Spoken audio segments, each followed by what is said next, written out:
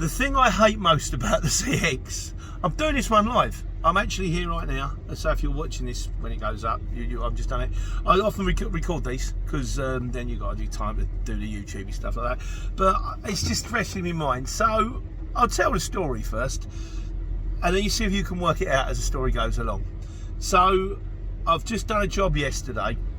It came out of Slough. Done it before for this firm, decent firm. And it's multi-drop on decking, comes out of DX. And this one, and they asked me to quote it, fair play to them, 250 miles, 8 drops. So we kind of toed and froed a little bit, and in the end I had settled on slightly less than I would hope for, but still a good day's money. Long day, but good day's money.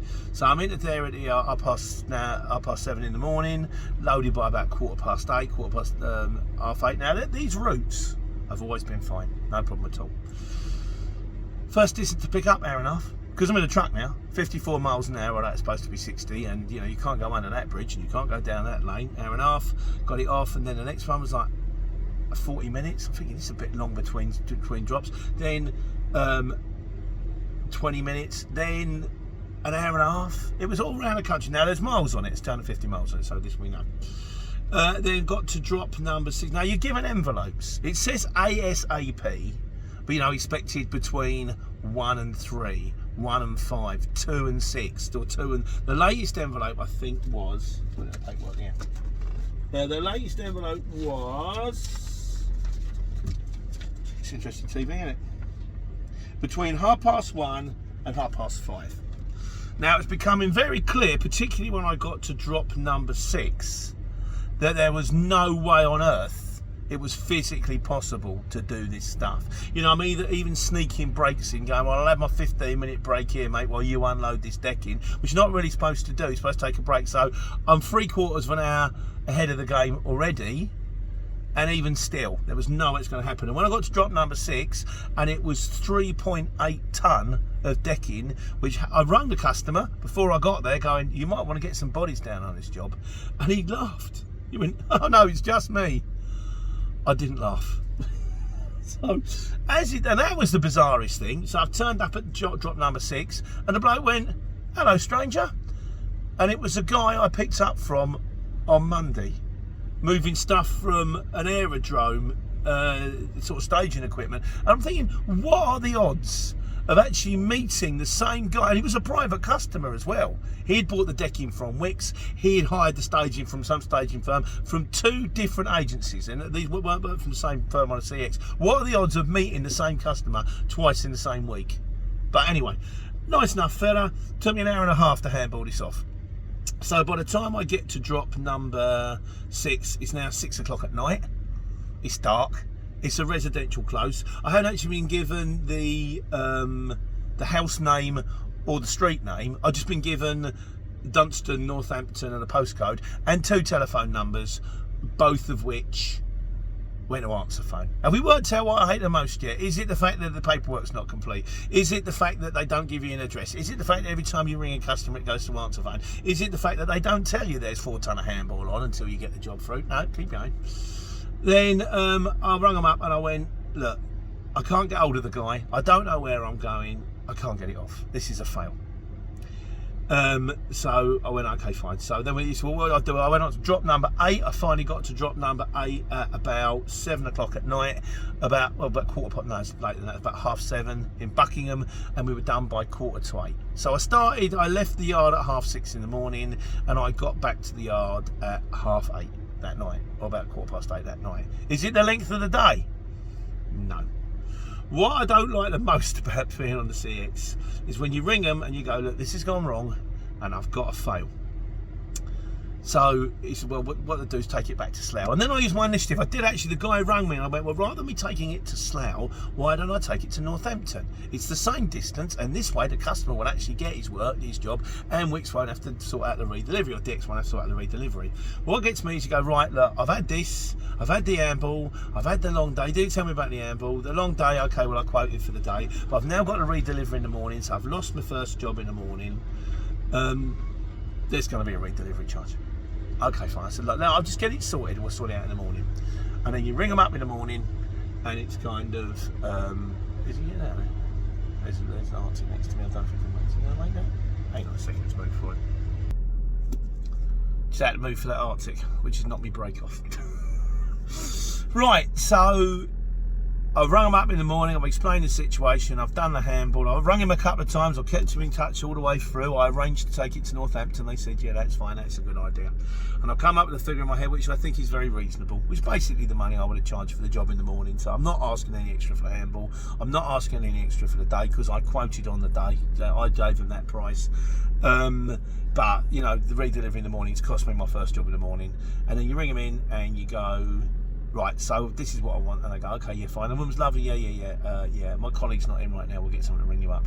And this is the bit that I hate the most about the job, is when you know that you ring them up and you get to a place, you know there's handball, or you know there's going to be waiting time. You ring up and say, look, I'm going to be here for 2-3 hours, there's going to be waiting time. Yeah, no problem, just put it through, no problem, waiting time, yeah. And then you ring them up afterwards, you go, right, there's my waiting time. Oh, we don't normally pay that. Oh, I don't normally charge that. And you're like,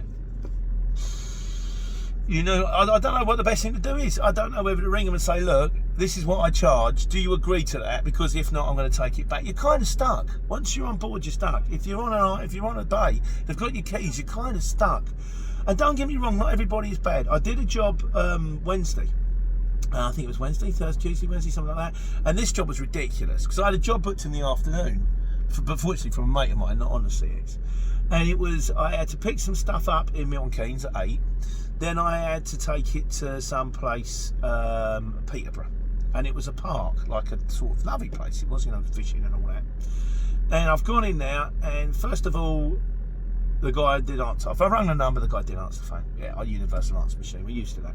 Then it was, I got a guy, a ranger, and he went, it's got to go here. Now, so I unzipped the side, he said, we'll take it off of the forks. I thought, oh, thank God for that. He said, no, we're not going to take it off of the forks, we're going to put it in the cafe. So I moved the cafe. So I drove in front of the cafe. And I rung them, at which point I rung them, and I said, we have to handball this. So I've now rung the shipper and gone, look, I'm going to be here for some time, because this thing is full of shop fitting. They haven't got a full truck. They're going to have to handball it. Then we couldn't park in front of the cafe. We had to go behind the cafe, because that was where the parking space was for the delivery vehicles. Then we realised we couldn't get through the door, so they put me back in front of the cafe. Then they weren't sure whether they were going to reject it or not. I'm thinking, please reject it. I'll get a price for taking it back, and my second job's in Milton Keynes.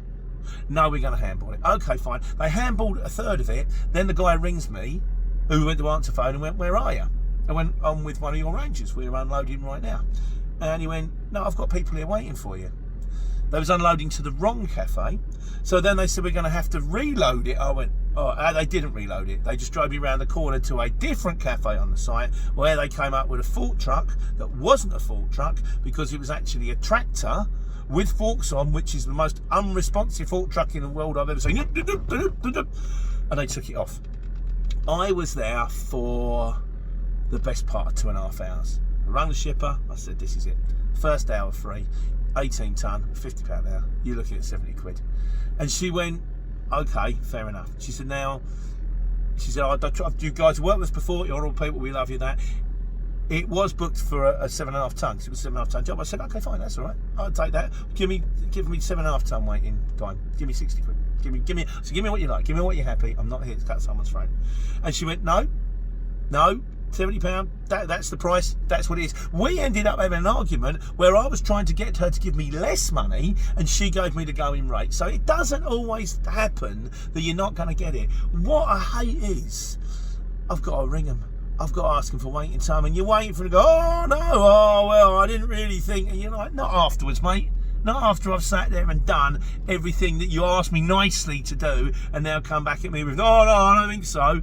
And not everybody does, but it's that trepidation you get where you think, I am going to have to ring in and ask for waiting time, and I hate that. Anyway, it's Friday morning. I've now finished Thursday's job. Hopefully, they'll ring me back. They won't. I'll have to ring them again. And then if I get one more little job would be lovely. You can guarantee I'm going to Brighton or Bournemouth or Cardiff. But it's what we do in a game on the CX. It's what we do when we're taking care and taking money. Me again. There's an epilogue to this. So I was going to put it up live, and then basically I thought I'd give you the upshot. the upshot was, I phoned the guy back. I said, you know, I thought I better tell him I've done it, you know. And the bloke said, yeah. He said, I'm the one that deals with these lovely jobs. And what, actually, I've got to say, what a nice guy. What, I mean, I said they were a decent firm. What a nice firm. And he said, I appreciate it. He said, I know. He said, I watch your videos on YouTube. Thank you very much. At least they know that I'm on the level, you know. And he said, I'm the one that manages these lovely jobs. And he said, and if it might, he said, no, I'm going to pay you it. Absolutely fine. I'm going to pay you what you asked for. And he actually said to me, you've lost your job for the morning. Diesel's gone up. And I'm thinking, well, it's so nice to deal with a professional firm where you don't have to try and point out to them why you're asking it. They know why you're asking it because they know what they're doing.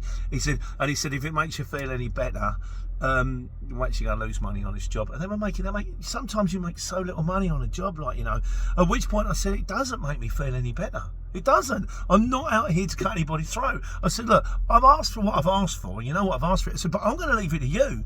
Pay me what you like. I said, whatever you want. I don't mind. I'll take anything because we're all in this together. And he went, no, the money's yours. And the next time I checked on the 6th, it was all there. So thank you very much to the mob, the multi-drop decking mob, for your understanding in that one. And it makes me feel a bit better now because I'm sitting here in Northampton 15A waiting for my next job, and I don't know if it's going to come in, but if it doesn't matter because I've hit my week's target now. I've hit my week's target at like 10 in the morning.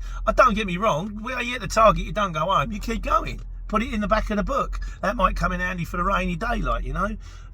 Money's money, but at least the pressure's off now and at least it's been done. So I'm going to scan the PODs in and close that job down. What a long one. It was a whopper. Oh, and another thing that I meant to say, and I've done this video for Godzilla's, but I don't think it's out yet. I'll probably put it out after this one now, which is, if you're in this situation, don't close the job down. Don't close the job down until the money's there, because once you close the job down, it's good night Vienna, you know. So but we'll do that video coming out probably after this one. But I'm going to go do some scanning, and then I'm going to take care, take money.